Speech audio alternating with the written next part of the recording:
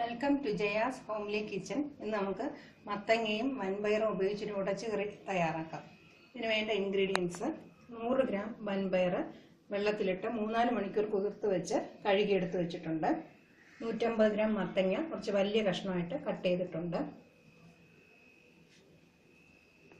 ഇനി വേണ്ടത് തേങ്ങ 4 ടേബിൾ സ്പൂൺ, 2 വെളുത്തുള്ളി അല്ലി, 1/4 ടീസ്പൂൺ മഞ്ഞൾപ്പൊടി, 1/2 ടീസ്പൂൺ ജീരകം, 1 ടീസ്പൂൺ മുളക് പൊടി, 5-6 കുരുമുളക്, 2 വറ്റൽമുളക്, 1/2 ടീസ്പൂൺ കടുക്, കറിവേപ്പില, ആവശ്യത്തിന് ഉപ്പ്, 2 ടീസ്പൂൺ വെളിച്ചെണ്ണ.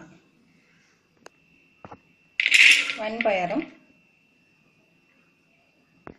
മത്തങ്ങയും ആവശ്യത്തിനുള്ള ഉപ്പും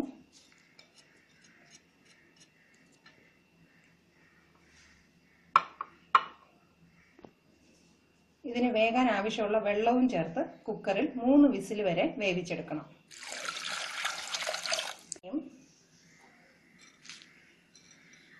വെളുത്തുള്ളിയും മഞ്ഞൾപ്പൊടിയും ജീരകവും കുരുമുളകും മുളക് പൊടിയും ചേർത്ത് അരച്ചെടുക്കണം.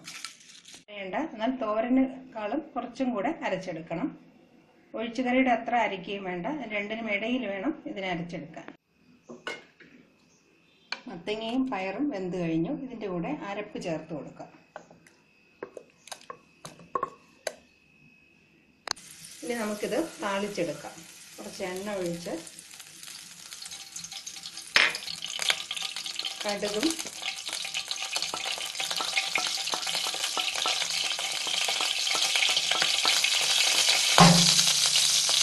കറിവേപ്പിലയും മുളകും ഇട്ട് താളിച്ചെടുക്കാം. ഇതും കൂടി ഒഴിച്ചു കൊടുത്ത് നന്നായിട്ട് യോജിപ്പിച്ചെടുക്കണം. ഇനി ഇതൊരു 3-4 മിനിറ്റ് നന്നായിട്ട് തിളച്ച് അരപ്പിൻ്റെ മണമെല്ലാം പച്ചമണം മാറിക്കിട്ടണം. അപ്പോൾ ഗ്യാസ് ഓഫ് ചെയ്യാം. ഉടച്ചുകറി തയ്യാറായി കഴിഞ്ഞു. മത്തങ്ങ വൻപയർ ഉടച്ചുകറി തയ്യാറായി കഴിഞ്ഞു. Thank you for watching my video.